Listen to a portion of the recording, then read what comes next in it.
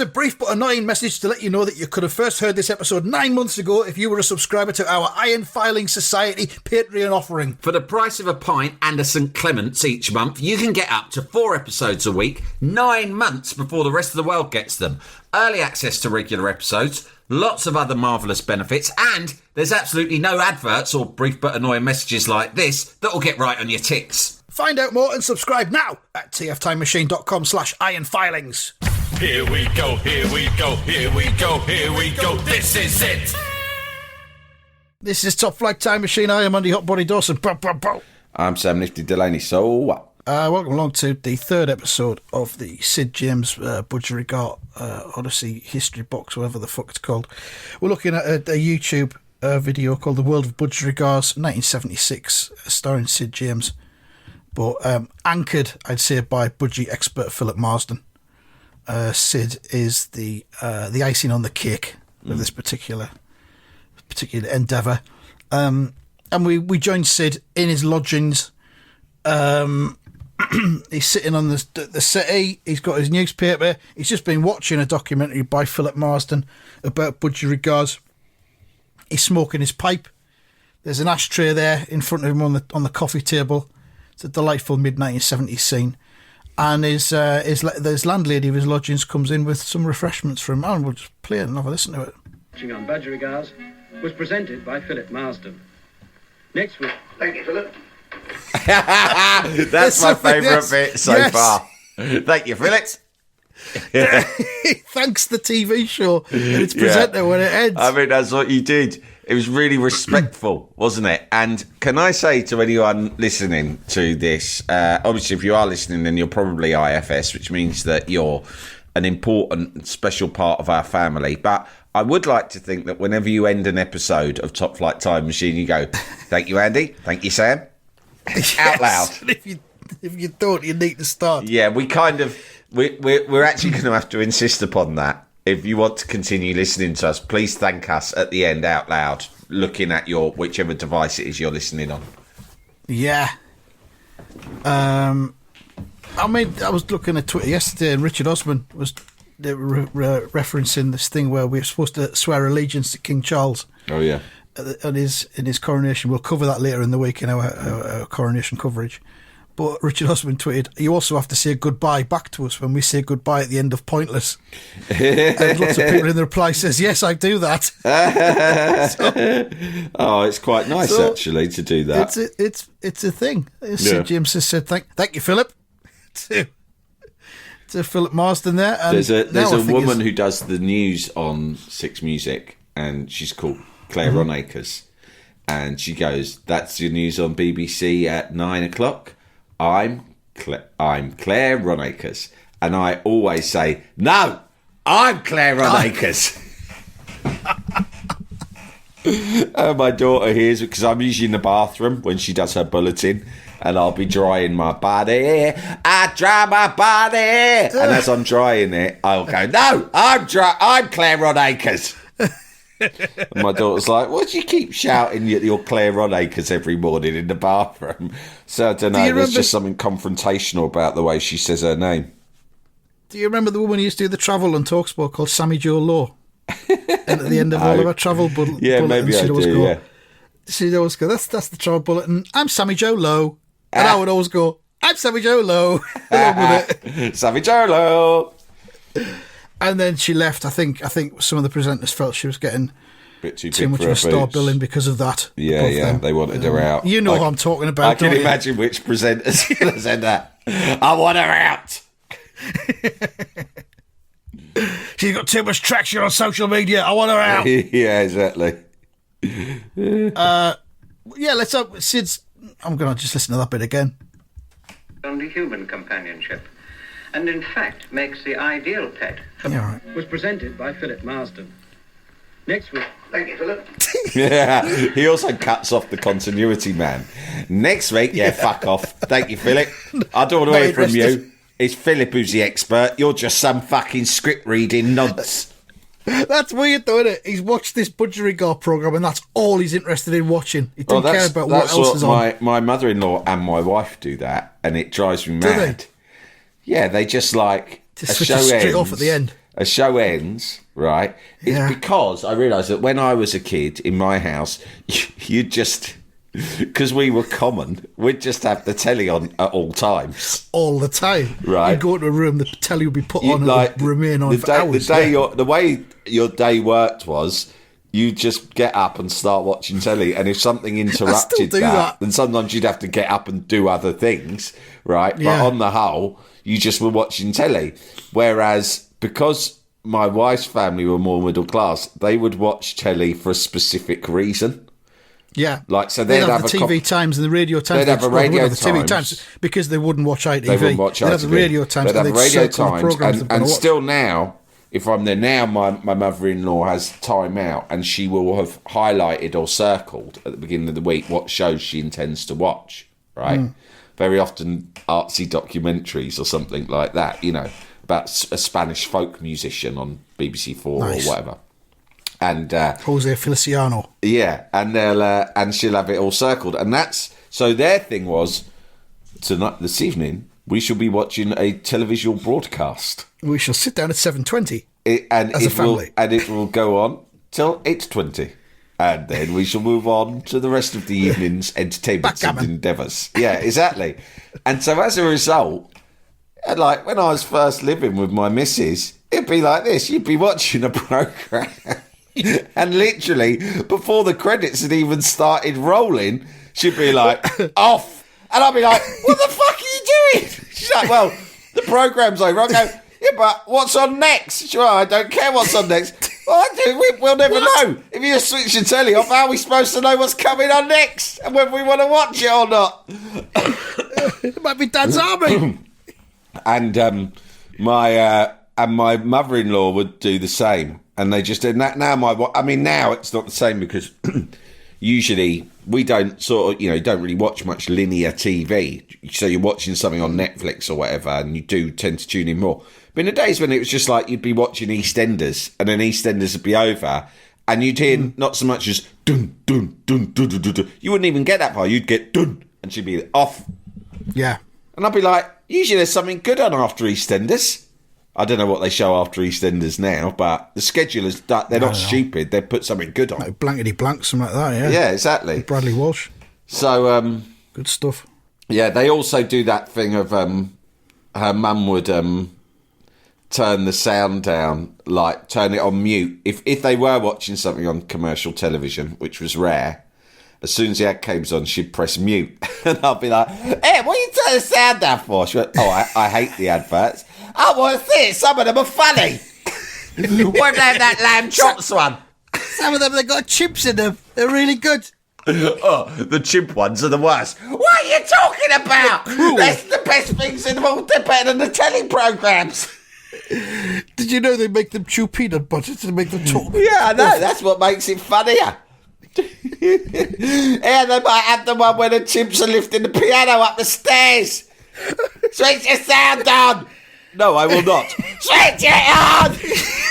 I'm gonna miss it. Fucking hell! I missed the one with the lamb chops. They got the Cadbury Caramel Bunny. Turn it on because she got the sexy voice. Oh, when you're a kid and you've been naughty and your parents are like saying, "Right, no telly tonight," and there's something coming on you really want to watch. That's my favourite programme. Ah, my head's gonna explode. Switch it fucking off, please. I'll do anything. Pre-VHS, so you couldn't like even record it or anything, and it would never be on again. Oh my God, did I ever tell you about the time when my brother Cass had both my brothers, my brother Theo didn't live with me, he lived with my dad, but my dad obviously had a VHS player before we did, and So you want to live there. So he was like, fuck this, I'm going over to his, he's got a fucking VHS. So he made this incredible archive. I don't know if it still exists, I must ask him, but he started recording everything on any music TV. So every Top of the Pops and every episode of The Tube, right? Brilliant.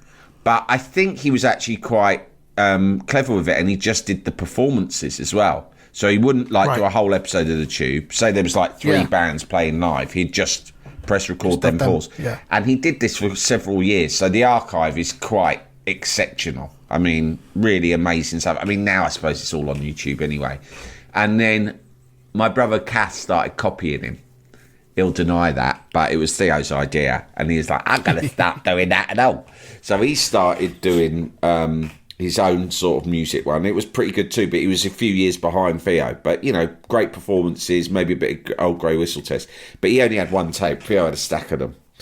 One day, right, I think I've talked to you before about how I got really into the Everly Brothers when I was about, like, 11. Right, or 12. Quite weird. I don't remember that, but the Everly Brothers, for the record, are fantastic. They're fantastic, but it's sort of weird band to be into when you're that age. But When you're 11 in Yeah. the 1980s, yeah, that's weird. It was weird. But I got into them. I think my mum used to play them a lot, and I just decided, fucking hell, they're really Yeah. good. And I was sat at home, and remember, like, Channel 4 at about 6 o'clock after the children's programmes ended. You switch to Channel 4 and there'd always be cool programmes. It was like when, I think Jonathan Ross The Last Resort was originally on like 6 o'clock or something. That used to be half 10 in the evening, but then they moved it to half 6. Yeah. And they also would have pre-Wogan. like the, what was the question programme? Where the Star Test. They'd have Test, yeah, that was great. The Cosby Show, they used to show around then as well. Yeah. It was a good slot, wasn't it? Channel 4, about 6-ish. Yeah, they knew what they were doing there. They weren't fucking about, were they? But one day they said, we're showing, I don't know what, it's really random. They were like, we're showing the Everly Brothers live in concert, some sort of comeback gig or something. I mean, it wasn't being Right. shown live, but it was like a concert. And it was like a 2-hour film of the Everly Brothers, but the Everly Brothers passed their best, right? And I just went, the Everly Brothers, I love them. I'm going to record it. And I just pressed record on whatever. I did the cardinal sin of 80s VHS etiquette. I didn't check what tape was in there. I just ran over and pressed record because I was so desperate. And it went over the whole of Cass's archive of all of his pop videos that he had painstakingly been recording for a couple of years.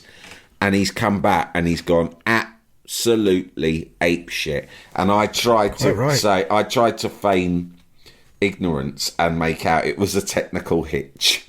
Like It just recorded itself. I tried to make. I think I'd recently seen Superman 3, where the machines all like become sentient, and I tried to say, look, I didn't want to tell you this, but our VHS players developed its own personality and independent thought patterns. And it's into the Everly Brothers in a big way. Massively. And it started talking to me, very sinister. I tried to stop it, and it started releasing. So seriously, Cass, listen, I tried to intervene, and when I got close to it to try and press stop, it started emitting a poisonous gas from its mouth that made me pass out. And when I woke up 2 hours later, it had recorded the whole fucking Everly Brothers concert, and like it was laughing at me. And what can I tell you? I mean, I don't know if we're ever. I think it's in charge now, basically. I think he gave me a beating for that. Yeah, well, probably well earned. I used to do that. I used to record everything off, like, music performances and stand-up comedians off Saturday Night Live. Saturday Night Live, yeah. Stavros. And I've just all my favourite stuff I would just record. And a while ago, I still got an old VHS recorder, and I decided I'm going to start digitising these tapes that I've got. How do you do posterity. That? You can just do them into a computer, into a laptop. You just You plug the VHS? There's a cable that goes VHS to laptop. Yeah, into the SCART socket in the back of the video recorder, and then into your software on your laptop. But then I realised quite quickly that everything's now on YouTube. So what's the point? Yeah. Do you remember Snoop TV that used to be on BBC Two on a Monday evening? No. It used to have like lots of Indian alternative music. It was about 1988, 89. Yeah. And I just recorded so much of that, interviews with Pixies and things like that, and one-off performances by New Order and stuff. And, but what about Dance Energy with Normsky? Well, I didn't record much of that, to be honest. That was similar I found era. Normsky a bit off-putting. Oh yeah. But the entire episode archive of Snub TV is now on YouTube. Every episode they've fucking made. So look that up. What do I do? Yeah, I mean, all I would say is that what's special about you doing it from your own tapes is that what's special about you doing it from your own tapes is that it's like you like whatever, like 15-year-old you curated that, and there's something special. Yeah, I should just curate the entire cassette onto one video file. Do you mean, and then fast forward through it at my own leisure, rather than because I was doing. I just mean that there's something the fact that you chose it, the order it was in, the exact things you chose because you didn't record all of it. That's special because it was you who curated that. So although you can get it, it's like saying if you found an old compilation tape that you'd made, right? That's special because that is a little slice of you from back in time. Whereas you're not going to go, oh yeah, but all those songs are on Spotify anyway, and I can listen to them whenever I want in any order I want. It's like that's not the point, is it? No, you're right. That's what I'll do. I'll just digitise each videotape. Yeah. And then never watch them again. Like all the photographs on my fucking iPhone that I'm never going to look at again. Yeah. There's too much. There's too much stuff. There's too much stimulus for us to deal with. It's better than now, though, isn't it? Anyway, back to Sid James. And his landlady's about to come in. We've said that a few times now. Here she comes. Now, Mr. Gerard, There we are, there's tea. I asked for coffee. You got You got to pause it there. What have you been watching? And that's it. It doesn't have for any reason. What's she called, Mrs. Gerard? Yeah. Now, Mr. Gerard, There we are, there's tea. I asked for coffee. Tea. But what did he say? He goes, right, Mrs. Gerard? And she goes, right, there's your tea. That's like an old-fashioned way of greeting one another that my nan would have done. It's neither, you're never saying hi, hello, or all right. It's kind of like a combination of all of them. All right? Right, Mrs. Gerard? And she goes, right, there's your tea. Right. It's just a noise. It's just a sort of a Cockney noise that you make. Yeah, I asked for coffee. It's great. It's Sid being undone. You know, I asked her coffee. She's not like, oh, I'm so sorry, I'll get your coffee instead. She's just like, there's your tea. Drink your fucking tea. And he goes, I asked for coffee. And she goes, well, it's tea. Fucking drink coffee. Where do you think you are, Italy? Jalapeño. Jalapeño. So she asked him what he's been watching. What have you been watching? Program on budgerigars. Budgies. Budgerigars. You fucking weirdo. Present for the twins at the end of the road. So she's going to buy a present for the twins at the end of the road. She's going to buy them a budgerigar. That's a very, very intensive present to buy a couple of kids down the street. Yeah, without Will there be discussing it any with their consultation parents. with the parents? Because let's be honest, it's the parents who'll end up having fucking to do it all. Exactly. Do you know what I mean? Yeah.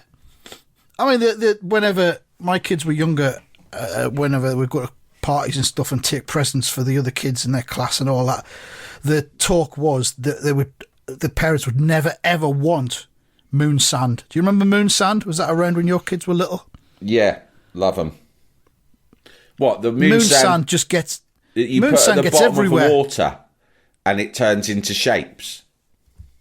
I can't remember now. It's just like sand, but it's kind of got like a putty sort of quality to it, and you can make stuff out of it. You can form it into things. I don't know if it still exists. Kinetic sand is a thing now, which I guess was the same thing. Or you can make it yourself out of flour and corn flour and oil. Oh, don't like the sound of that. But it just fucking end up everywhere. Yeah. You know, it's like Play-Doh, but worse because it's fucking sand. Yeah, yeah. Nobody fucking wanted great. moon sand. It was great fun to play with, though. Well, yeah. If you could have it in a controlled environment. Yeah. Which you generally can't with 5-year-olds. If I got it now, I'd just play with it in the Vita Modular. That's perfect. Yeah, you could, couldn't you? Yeah. I might do that. You could put it in a plant pot and then Cookie could come in. No, if Cookie ate it, it's bound to be one of those things that's poisonous for a dog. Do not let your dog eat moon sand. It can be lethal. Moon sand. Yeah. I've lost the video. There it is. So she's going to buy a budgie for the twins. Really weird. But maybe in those days it wouldn't be Those two considered 4-year-olds, weird. they wouldn't know how to look after it. You can have Sid's got no time for the twins. He's listening to this. You're joking. Those two 4-year-olds, they wouldn't know how to look after it. They are 4. Couple of To be fucking honest. idiots. Yeah, but they're 4. Well, it's right. 4. When I was 4, I owned a number of pets and I cared for all of them. I had a job. In fact, I had 2 jobs. I was a chimney sweep and a burglar. Plus, I had 4 dogs, a litter of kittens, and a duck. And let me tell you, none of them once went without feeding or exercise. Let's see what happens You next. can advise them. You always do. Look, you know everybody, don't you? Practically. The expert thing. All right, I'll have a word with this Philip Marsden. He's an expert. All right? What the fuck? He's Fair just enough. watched him on telly. It's Sid just seems to know everyone that's on the telly, which he kind of probably did. Yeah, What, that's then? when you realise Sid's very much as himself, because I wasn't Elite sure level. at first whether he was playing. Because the thing about Yeah. Sid is he always played characters He called always plays Sid. Sids. He never, and not just in the Carry-Ons, right? In Hancock's Half Hour and in any Yeah. Ealing comedy, you watch them. It was like part of his his T's and C's was my character has to be called Sid because it will throw me if I have to respond to any other name. Bless This House, of course, was his sitcom where he played Sid. Sid, yeah, always Sid. And that's why when this starts, you sort of think, is he being Sid James or is he just being one of his other characters closely generic based on Sid Sid character. James Yeah, called Sid? Yeah. But I think in this one he is supposed to be Sid James himself. Yeah, I think so. That's why he's in the lodgings, the celebrity lodgings. Hmm. So, he's going to just have a word with Philip Marsden. And that's indeed what he does. How can I have my coffee? He demands his coffee, and she's going to go and get wasn't it. exaggerating, but And then suddenly we cut to Philip Marsden's living room. And he he's got a says, the massive first budgie thing he kid. says is, no, I really wasn't exaggerating because they've come in the middle of a conversation. So Sid's gone in and went, I saw that fucking show you did about Budgie cars. Were you exaggerating or what? He straight away No, I accused him wasn't of exaggerating. I know what you people on TV are like. You exaggerate everything, make it sound better. What does he say next? No, I really wasn't exaggerating. Budgies do make ideal pets for youngsters. You're What kind fucking of exaggeration exaggerating, would yeah? that be? What kind of exaggeration would that be? That's They make a ideal wild pets for youngsters. exaggeration. They're fucking birds. Yeah. They're volatile. You don't know what they're going to do next. Flapping about all over the place. How could they possibly be ideal pets for children? What's your angle here, Marsden? You some kind of budgie dealer? You're fucking... I tell you what, you're on the fucking payroll of the Budgery Guard Society, ain't Big you? budgie. You're getting backhanders left, right and centre for going out promoting this completely exaggerated notion that they're ideal pets for children. And then Philip sits down and we see Sid sitting next to him. And what do we see? What's the standout thing about Sid? They're very hardy, you know, and they take very little looking after. Is it his pink trousers? It's fucking Sid's attire. They're Yeah. almost like lilac, the trousers. Yeah. And he's got this kind of darker purple shirt on as well, open at the collar, and a cardigan. And he looks incredible. He Yeah. looks incredible. And this is shortly before his death. This was peak Sid. You wouldn't have known he was about to die. You wouldn't have known at all. I mean, how old was he? 61 when he died? He looked about 75. He looked 75 right from the start of his life. You know, he was did, all the way born in through. South Africa, wasn't he? Something like that, yeah. I think he was actually South African. yeah. Like, people think of him as... Remember Loaded used to do Greatest Living Englishman? And one week they did him, but they had an asterisk next to Living and Englishman. Because it was Yeah, like yeah. asterisk, living, not completely true for either of those things. And that was where I learned that, in fact, he'd started Yeah. his life out in South Africa. And yeah, he was born in South Africa in 1913, and it seems as though Sid was a liar. It says on Wikipedia he claimed various previous occupations, including diamond cutter, dance tutor, and boxer. But in reality, he had trained and worked as a hairdresser. The best one is definitely diamond cutter. That's a brilliant thing to lie about. What I used to do, I was a diamond cutter. Before I was a podcaster, I was a diamond cutter. He was married in South Africa to Bertha Sadie Delmont, who was known as Toots. Sid and Toots. And they had a daughter. And his father-in-law, Joseph Delmont, a Johannesburg businessman, bought a hairdressing salon for Sid. But within a year, he announced he wanted to become an actor. Fuck this. I'm getting into acting. There's Fanny galore in acting. That's where the real Fanny is. But Sid, what are you talking about? You're married to my daughter. Oh, yeah, no, sorry, I'm just mucking about. Sorry, I forgot about that. I meant Fanny in the very much a metaphorical sense. Although there'd be plenty of Fanny in the hairdressing business as well. Sid, to be honest. I did not set you up in business to try and chase Fanny. At least that Fanny was the Fanny of my daughter, Toots. The only Fanny you should be interested in is Toots's Fanny. Toots's Fanny. That's why I set you up in business, to stop your eye from roaming. But you set me up with an hairdresser's shop. What were you thinking? I feel emasculated, but at the same time, constantly tempted by Fanny. Which is a nightmare combination for any man. The only career I can get into as an alternative is acting. So I'm afraid it's goodbye to you and to Toots and my daughter.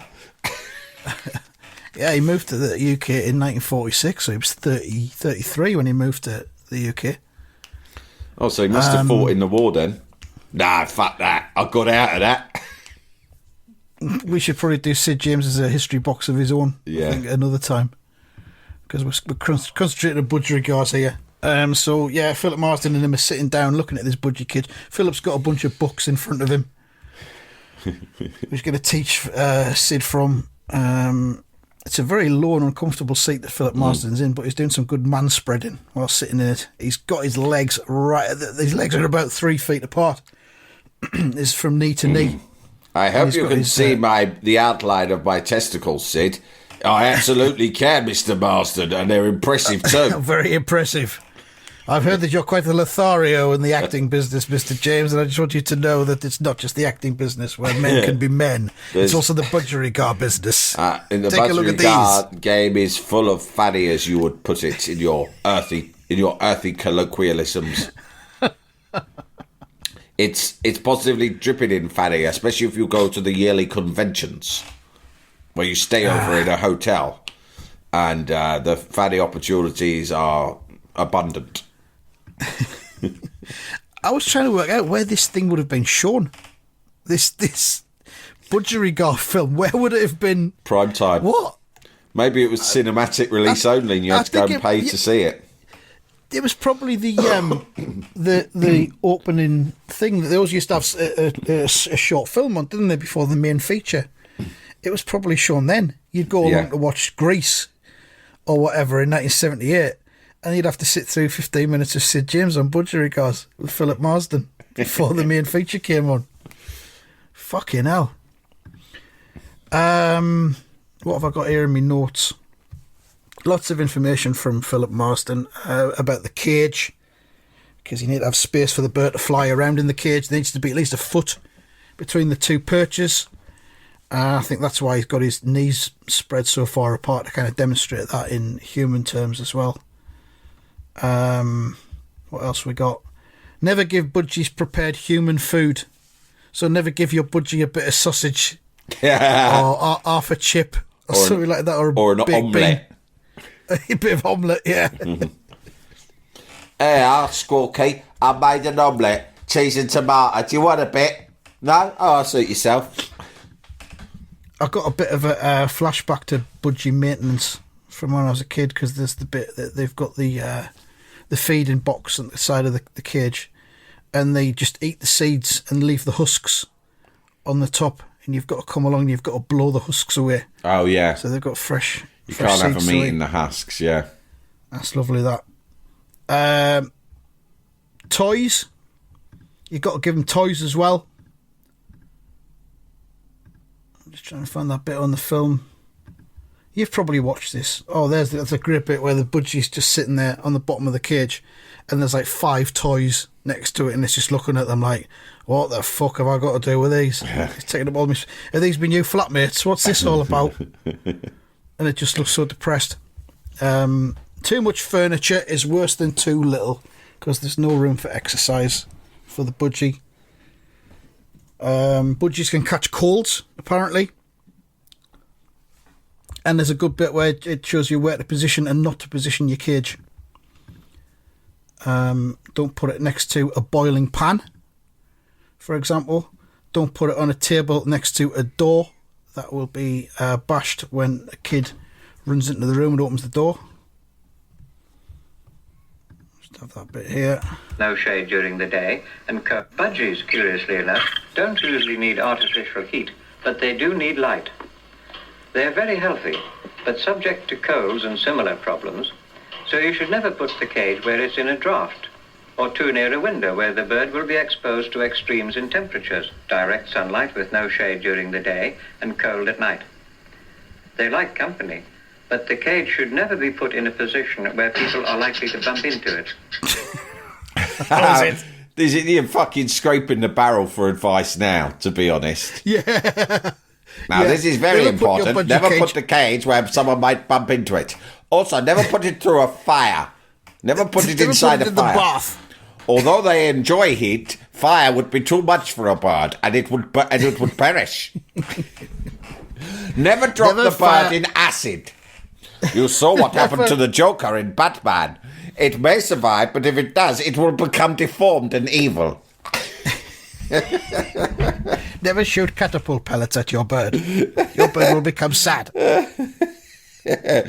Never trash talk your bird. Certainly not in front of it to its face. This will lead to insecurities.